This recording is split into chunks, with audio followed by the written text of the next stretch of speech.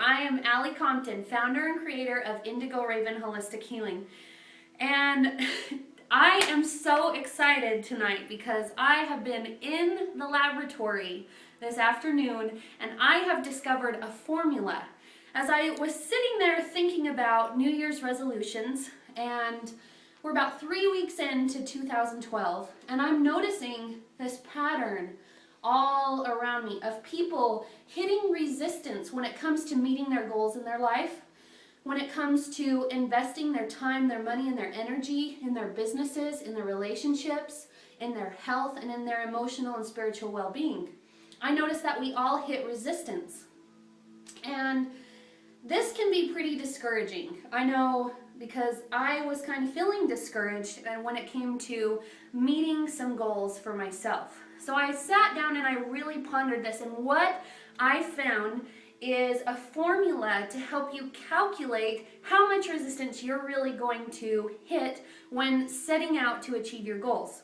And then I'm going to give you 3 tips on how to overcome the resistance that you feel in your life. So here we go, Allie Compton's resistance formula right here. So take the level of desire that you have for something you want to shift or change in your life. This could be anything from losing weight. This could be anything from making $1 million this year. This could be anything from finding a relationship. And just tap into that desire, that fire that you feel for how badly you want to achieve that in your life. So if you could give that an amount. I mean, this really isn't measurable because it's just an energy that you feel, but imagine the intensity. If you could imagine that level of intense, like fierce, fiery, passionate desire that you have to create something in your life. Like for me right now, I would like to lose 20 pounds. And this has always been something that has eluded me. I've been in a cycle of why I cannot do this, and I keep hitting a wall. And so each time I hit the wall of resistance, it's like my fire and my passion and my intensity for it goes up. So it's like, it's insane how much passion and desire I feel for it. So think of something in your life that you really desire shift and transformation for, and imagine the intensity. Then you're going to add the amount of time, the amount of money, and the amount of energy that you constantly put in to achieving what you really desire.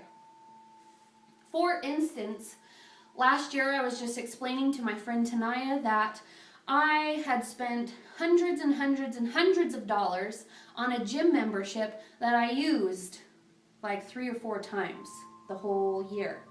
And when I think about the Bikram yoga pass that I bought last summer that I used maybe 3 times.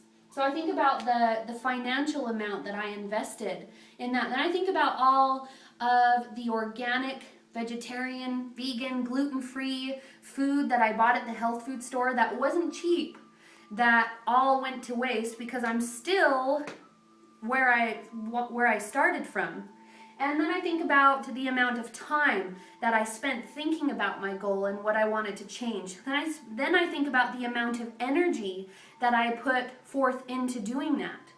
And so if you can imagine that as a big ball of investment that you invest into your desire for what you want to shift, and what you get when you add those 2 together is the exact amount of resistance you will always, always, always meet. So the bottom line of this, can you read that? So the bottom line of all of this is the more you want something, the more you prove it to yourself and the universe by investing your time, your money, and your energy, the bigger the amount of resistance you will meet. So the next thing I discovered today is that the bigger the resistance that I find, it means I am dead on to what I'm exactly supposed to be doing with my life. So for me, this really showed up in my business. Last year, I invested in a brand new holistic healing practice here in Ogden, Utah. And I spent more money than I have ever spent on myself, ever in my life. And so now it's 2012 and I'm hitting resistance and trying to switch gears and figure out where my clients are going to come from, where the cash flow is going to come from, how to increase, how to expand, and how to truly step into the power that I believe I have and the message that I believe I have to give. I am meeting the exact amount of resistance, but it tells me that I'm on the right path. So here are the 3 steps to overcoming the resistance. Number 1 is you have to honor the resistance. And that's exactly just what I just phrased before that, is when you hit resistance, you've got to know that you are on the right path. You're exactly where you should be heading.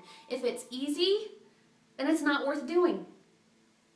Number 2 step, or second step in overcoming the resistance is buddy up, buttercup. You gotta find someone to help you through the resistance. You can't do it on your own. So this is where you've got to go find a coach. You have to go find a healer. You have to go find a friend that will kick your ass every single day, keeping you on track to your goal. Not your codependent alcoholic friend that gets his value from helping you feel good about yourself, but one that will hold you in your power every single day of your life.